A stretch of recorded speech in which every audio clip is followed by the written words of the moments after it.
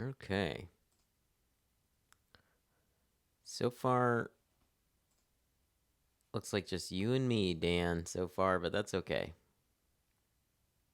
Let's see.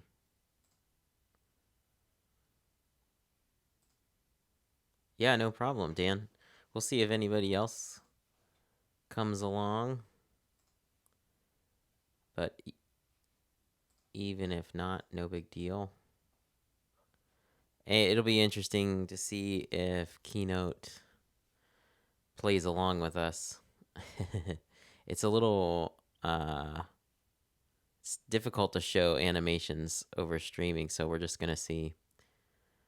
Oh, you're speaking at Code Mash. Yeah, awesome. Awesome, awesome, awesome. Well, at the very least, I'm thinking, let's see, let me just resize this window. I'll at least be able to show you a few things.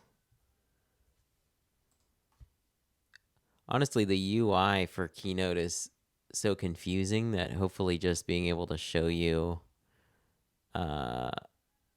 some bits and pieces in the UI, hopefully that'll help. So I started a new project here, and the I don't know how like what your level is. So if I'm too basic, then just shout at me. But most of the animation stuff, I mean, of course, lives in this tab, but this tab is not exactly an easy to understand thing. So by default, when you let's make a couple of slides here, just to so the default one when you click on animate is the transition. So this one I'm sure you're familiar with. If you're not familiar though, with Magic Move, that's sort of the most helpful animation to use is just Magic Move. So let me show you what I mean by that. So Magic Move basically lets you animate different shapes between slides, and all that is required is that the shapes are identical, or that it's the exact same shape. So for example, I could have this rectangle here, and then I want to duplicate the slide, and let's say I want to resize it and move it over here. I can then add a transition of Magic Move. It's going to show this little thing. And you can see that it animates it. Whoop. And all you had to do was do that Magic Move. So Magic Move, whoop. Oh man, Keynote just crashed on me. That's not good. For a Keynote. So let me do that again. Okay, I'm going to save this first. And let's just animation demo Twitch. Yeah, so Magic Move, yeah, basically you could be done with everything just by doing Magic Move. I'm going to show you more with Magic Move. Let me get back to where I started. Okay, so the main trick with Magic Move is that you just have to duplicate the item that you're trying to do. And so yeah, if you do that and then add the transition effect, it's under animate, Magic Move. It's going to show this this key here. The two slides have to have at least one object in common. And there's some little tricks and bugs in there that happen that you'll run across eventually, but when you're just starting with it, you can do a lot of cool things with it. So we got that. I always you can change the speed. I usually make mine no longer than a second. Oh man, oh, this is not good. Why is my Keynote crashing? I have literally never had Keynote crash this often. I wonder if it's just because I'm streaming. I've never had that happen. Oops. That's really annoying. Hopefully that doesn't keep happening. Okay, well, we'll just keep trying. So the cool thing about this is that you can also do this with text. So let's show, if you, so that's, notice that this is by object, and yeah, it's gotta be Keynote plus Twitch, but we'll keep trying. But so this is by object. Let's say you wanted to change just this text though. You could actually do that if I duplicate this and change this to hello Dan.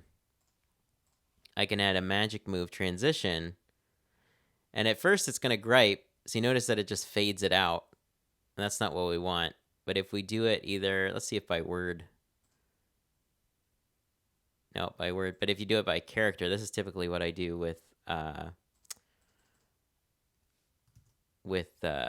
code. This maybe not a good example. Let's see. Let's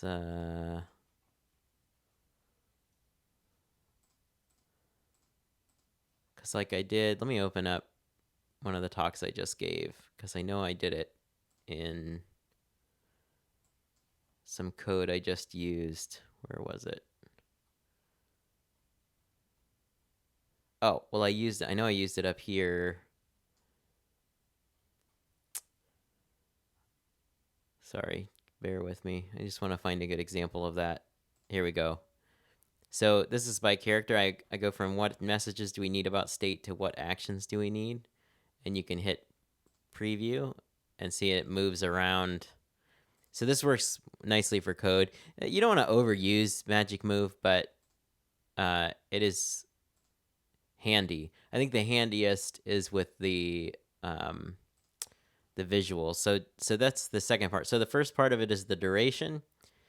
I usually do like half a second or a second. You can fade. It'll fade anything that's unmatched. Actually, I should keep this open because I used a lot of these animations. So if you look at, okay, so here I'm animating between this diagram and this diagram, and not all of the boxes match, but I did, when I built this, I duplicated this slide and then moved everything around so that it thinks at least one of these boxes is the same. And so if I preview it, it basically, I was just about to point on the screen, and it's not like you can see me pointing, but you can see that it takes the auth service and moves it and then fades out the other stuff. I could probably spend more time on it to where like these arrows and stuff would animate, but that was sufficient for me because the auth service and the components were staying. So again, the key here being that you want the items to be identical there. So you've got matching by object, by word, and by character. I've never spent too much time on the acceleration, but I'm sure you could experiment with that and see. So ease in. Well, this is really annoying. Keynote. I've never had this happen. It's got to be something with the streaming. That's super annoying. Okay, let's try this again. Yeah, I always start with something and duplicate it because I found if it's not identical, like let's say I just make a new slide and I add a new shape in here.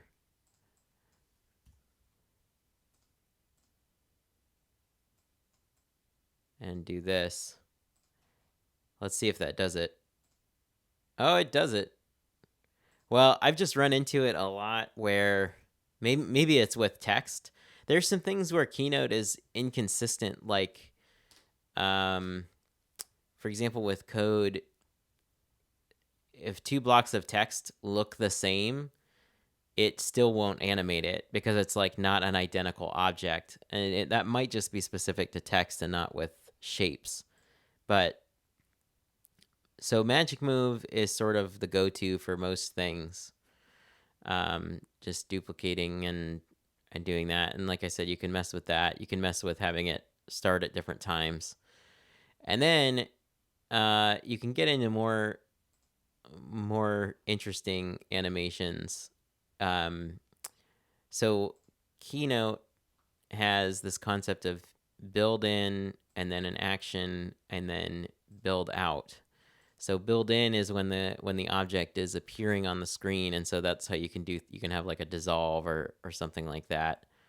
And then you can have build out for fading out or whatever you want to do. And then action is typically where you're going to do most of the animation. So you can do animations on build in, but usually it's more of like dissolving and appearing and things like that. So most of the actual animating happens on this action here. So you've got things like the moving is the one you'll probably use the most. So you move it, and so what it does is when you change it, it's got this like animation path, and it's actually not that hard. It's just it can get really tedious. So let's say you want to move it from here to there. I'm going to save it and just preview it. It does it. Where it starts getting tricky is when you have multiple things. As the animation gets more complex, then there's this little build order palette that you can use to be a little bit more refined with it. So let me show you a complex animation from me and Mike's group by talk. So this is a fairly complex animation where I don't know if it'll let me preview it. Okay, yeah. See, so all of these are moving and then moving off the screen. So there's a lot happening here. See, so this circle moves,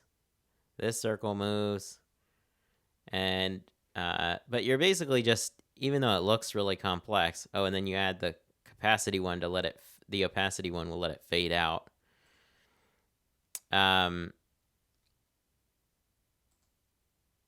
But essentially, you're doing these sort of like multi-step moves and then opacity changes.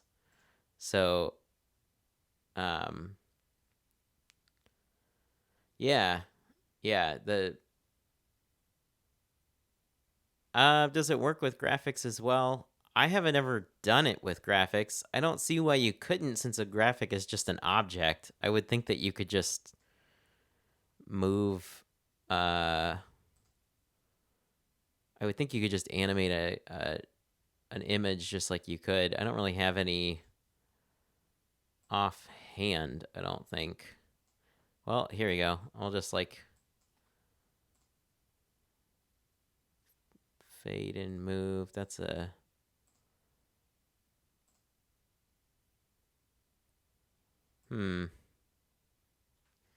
Yeah, we'll have to...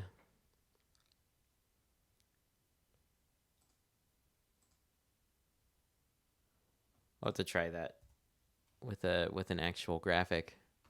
I don't know if I've got a good one. Let's see. Just see if I've got any images on hand. Here. I'll just use this. So I've got this image. Oh, looks like it. Yep. There you go. And so the cool thing is you can do multi-step actions, right? Which is what we did in that other one.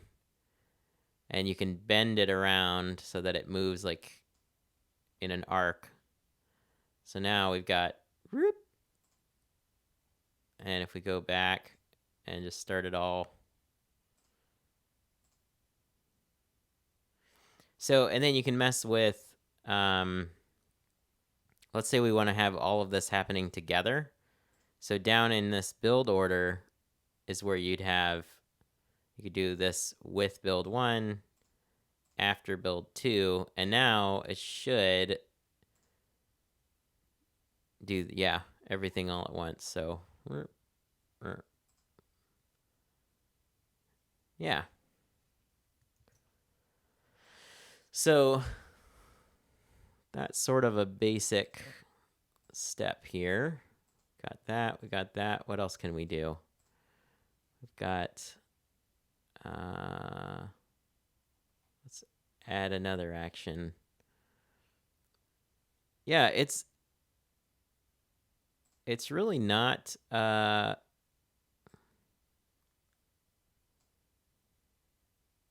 it's not too bad. It's not like the most easy to understand UI.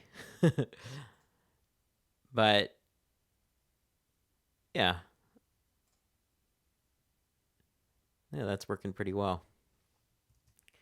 The hard thing with animations is just doing it in a way that doesn't look cheesy. So I think doing it with diagrams and things like that is nice because you can draw some visual appeal without making it corny. I don't know what this stuff is. Pulse? Whoa, fancy. What about jiggle? I've never done any of these. It's sort of giving me an excuse to mess around with this stuff. I guess it's a good way to it's a good way to draw people's attention to things.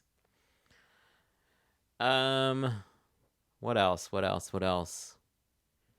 So what's another thing to show?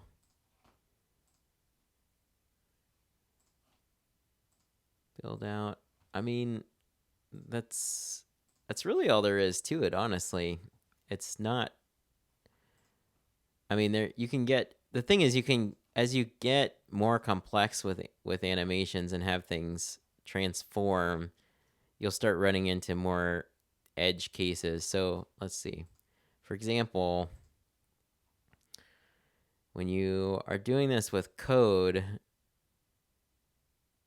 one thing if you don't know about, before I get to that, I was just gonna say, let's look at some code stuff. So here's what I do for code. It's not really an animation. It's just a dissolve. But when I show a code example, I add this, basically a shape that has the same color as the background color, and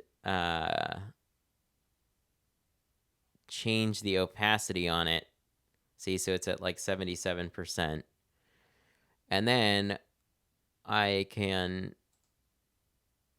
move the shape around and have a dissolve transition.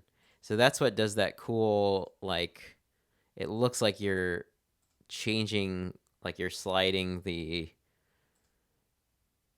visual field down. It's kind of hard to see in this because it's so, let's just exaggerate the duration.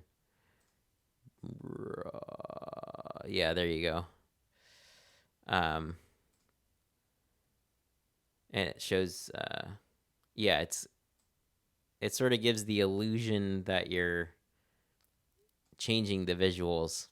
It's a little gnarly because you're like, you have to, it's kind of a pain to create because you basically have to duplicate one slide like 7 times or something and then add the shape. But pro tip on that, one thing you'll want to do is when you create that first one, notice I have you can add a shape style. So I've added the shape style. So now if I add a shape, I can do this and it's automatically like at the same opacity. So take advantage of using these styles. You just hit this shape style once you have it the way you want it. And that way you can save yourself a lot of time, and you don't have to tweak you don't have to make sure like the opacity is set at the exact same level every single time and that it's like the exact same color every single time. So take advantage of that. Let's see what else. So that's the main thing for code. You can do, I actually like to use Magic Move for code as well. Let me show you. When you start using Magic Move for code, you start getting into you'll start finding bugs in this stuff. But let me show you. Just trying to find where I used it. It's down, down, down, down. Okay, here's an example. So one thing you can do is you can create this illusion that you're like expanding on something. So I've got handle redirect here and I want it to expand into this function. So you can use Magic Move for that, where you have it move up and then fade in the rest of it. This one, there's a few things here that I didn't have time to get into, but you'll notice that these braces fade away, and I don't actually want that. I need to debug this and fix it so that the braces also move down. And in my experience, what you have to do with that is you have to, instead of having this be part of the same text block, you need to break this up into its own text block and duplicate it down here. See how this is all one text block. This is all one text block. That's why it's having problems with the animation. But in this case, I don't know. I need to fix it for the next time I give this talk. I just didn't have it in me before this one. But that's one thing you could do. I did something similar down here where I expanded. Let's see. Where is this? Here we go. Oh, yeah, I'll show you the syntax highlighting. So, okay, so here's an example of doing this the correct way. So notice I have a different text block here for some of these things. And when I animate this, let's see. Where'd it go? Hold on.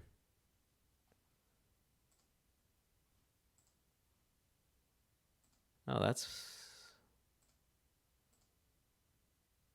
where'd my Magic Move go? Did I just mess that up? I think I just messed that up. There we go. It's really hard to see that. There we go. See, so the Magic Move will move that stuff down. This part gets tricky because what you have to do is you have to match these items. It's hard to see. But notice that I've got these different blocks of code so that it's kind of tricky because what you want to do is you need certain things to match that you want to animate. So anything that has to move, you got to break up into its own text block.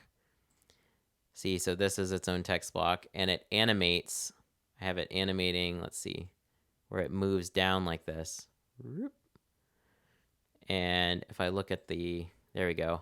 So this is a combination of manual animations with Magic Move to where I give this illusion of the code expanding.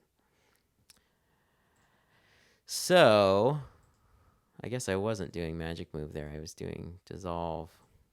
I was doing, because I have all those animations. There we go. Yeah. Yeah, so it gets sophisticated. It yeah, you can it gets most sophisticated with code because what you're trying to do. So this one is really complicated because I had to make sure that the end position on this animation is the same as the start position here, right? So I want this exhaust map to end up in the right place up at the top here so that I could then add in this other block of code. But luckily, if you're not familiar, one thing that'll save you a lot of time is this arrange. So if you go under, so I've got this code block selected, and under format arrange, you can actually set the exact position that you want, and that's going to save you a lot of time. So if I look over on it's actually probably this one. So this is 26 by negative 367. And then I go over here to this animation. Look, 26 by negative 367. So I basically made a move animation and then set the ending position to be identical to this ending position, this starting position here. So that's how you can achieve that effect. You asked about the code syntax. There's a good trick for this. Let me get my new, whoa. Sorry, I've got a bazillion things open in Visual Studio Code. So there's a trick to getting the code syntax, which is to create your own little holding bay. Create your own little slide workspace in Visual Studio Code. And you can set it. So I've got these settings. It's hard to see because I have the font size set to 60. I have these are just workspace settings, by the way, not global settings. You have the operator, you have the font set to, I'm using operator mono. You could use like Cascadia code or whatever. And then I have the color theme for whatever talk I'm working on, whatever syntax I have. And then I have, these are just like disable. IntelliSense is always going to be broken because this isn't a real code project, so I have that disabled basically. So now you can see that I've got some code in here, and I can copy it and then go over to Keynote and just paste it in. And that way it's already got syntax highlighting. You don't have to mess with the syntax highlighting. So then you can go over here and you'll want to do a few things, like you want to turn off, get rid of all the italics because it's hard to read. And then you'll want to get rid of the background color. I'm sure there's a way for me to automate this. I haven't figured out the best way to automate it. But yeah, so then you can do that. One thing that I found is the line spacing is kind of messed up. I don't know why it puts it in this way, but you might want to turn off the line spacing. I go back and forth because it's kind of nice with the bigger line spacing, but harder to fit things in. And I find that 60 is like a good starting point, but sometimes you need to be a little bit smaller. Something like this. And now you have a code sample that you don't have to manually go through there and do all that. It also generally adds a line at the end, so you want to get rid of that. So you got to do a little bit of cleanup, but by and large, this is a heck of a lot easier than manually going in. Oh, another pro tip I'll give you. Once you have pasted in your first code sample, do yourself a favor and add all of these colors to your color palette. You can see I've already added them in here, but you can select a color and then drag it into your color palette here. And that way, if you need to make a correction on this code, if you're like, oh, I don't want to call this user anymore, I want to call this Bob, Keynote isn't always smart about this. So if I accidentally backspace, now I've accidentally got white in there and I don't want white. And so now I've already dragged this color in there.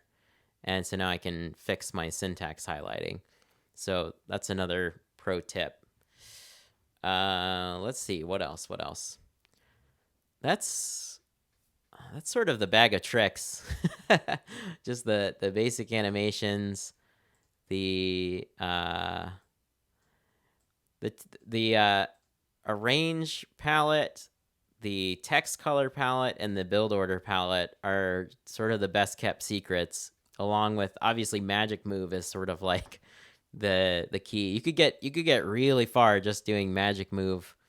I don't know if you've ever seen any of John Papa's talks, but he does magic move. Well, he uses PowerPoint, so it's actually it's called Morph, but he uses this as like a border, and it draws your eye. So he'll morph it from this to this. Maybe he'll move it over into the center of as a divider. It's a very nice like visual trick. So you can do quite a bit to draw people's eyes where you want them to be with the animations. It's also very possible to go way overboard with these and magic move all the things. That's definitely the temptation in the beginning. So it's trying to find a balance there. As you get more into it, like I said, you'll find these different bugs. Like there's this weird bug with the text animation where there's if there's not a empty space after the code, it won't animate correctly. And I'm still getting to the bottom of that. Like let's say, oops. I wonder if I can recreate it. If I like try to magic move, if I try to magic move between these two, let's see what happens. So let's try it by character. Yeah. See, you can see it. So notice how these fade away. They shouldn't do that. They're not animating correctly. And there's a weird thing, and I cannot remember. There's like, I think you need like the blank Unicode character or something. I don't remember what. So that's one you'll run into when you really dig into using Magic Move with code. It's almost always with text though. The only thing I've run into with Magic Move that has a bug with shapes is if there's a shadow. So I tried to animate. I tried to do something like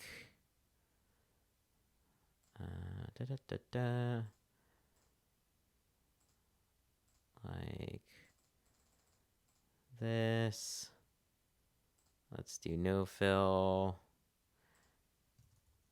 And why can't I? If you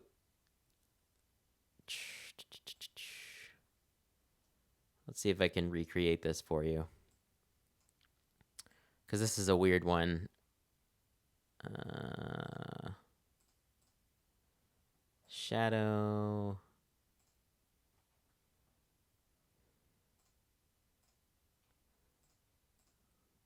It might be too hard to see. I do a background white and text black and do a shadow. I just want to show you this bug if possible.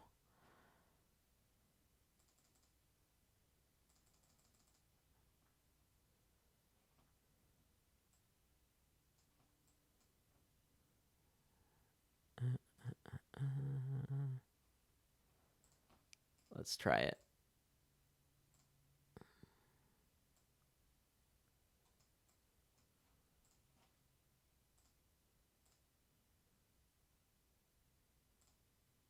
It's doing okay. There's a bug where if you have shadows that you're animating, they will animate incorrectly. They'll end up wrong. But I guess I can't figure out how to recreate it. But that's another just sort of gotcha that you'll have to be aware of. So you'll start running into things, but the basics of the basic animation and the basic magic move, and then the code transitions. So like if I were starting from scratch with this one, I would create a new shape and I'd cover up what I want to cover up. I would then change the background color of the shape to be the background color of my slide, and then I change the opacity to somewhere around 70%. And then I would add the new shape style. So that way, when I go, let's say I'm explaining this, and then I want to add, I'll duplicate it and say, now I want to talk about this, and I can move that around, and then I can make a new shape to cover up this part, but I don't have to go back and mess with all those settings because I can just click this style that I've already got. And then I would just add, let's see, I just add a dissolve between the two, and there you go.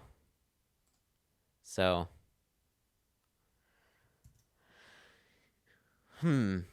what else? Anything else? I think that's mostly the basics. I'm sure I'm missing like more sophisticated stuff. But for a technical talk, that's like, yeah, enough to be dangerous. You go and magic move all the things. If you think of other questions or anything, feel free to hit me up, or if you run into problems. I don't know if you know, I mean, I learned pretty much all this stuff from Kim Maida and Mike Ryan, so credit really goes to them. Kim has run into a lot more of the bugs in the animations, and I need to get caught up on how she's fixed a lot of those bugs. That way I can turn around and teach those other people.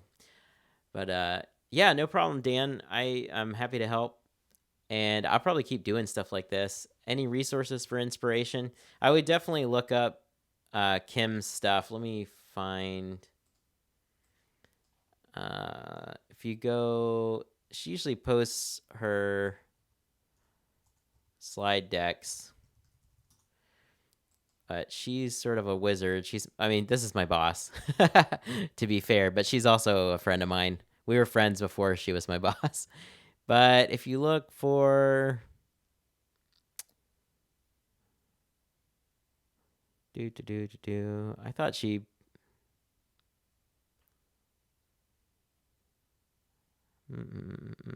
well, you can look at her slide. If you go to YouTube, you should be able to just find some of her talks. And you can see a lot of her fancy slide decks there. As far as other slides for inspiration, I just try to watch various talks, honestly. Most people are better designers than I am. I'm not really a good designer, and so I have to get most of my design inspiration from other people. So I don't really have a formalized process for it. I just, if I see a talk that has a cool design element or slide trick, I try to find if they've posted their slides anywhere, or um, or I'll just ask them. I mean, that's how I got so much help from Kim and Mike, as we were working on some different talks together and stuff, and they just started showing me how they do all this stuff. So it's a lot of just kind of word of mouth. Um, yeah, I think that's about it. If as I think of more things, I can post elsewhere. Um, Come up with some more like resources for this kind of stuff. If you haven't seen the deconstruct, this is a little bit more of like the process of building a talk, but this is Gary Bernhardt. He's got a little bit there on maybe I'm thinking of something else. Oh, he's got some design tips there. Oh yeah, here's another. This is a classic. This slide design for site developers. Here, I'll post both of these.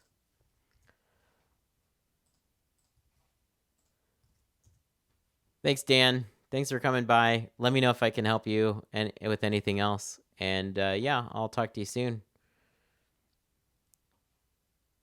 And we'll call it a day.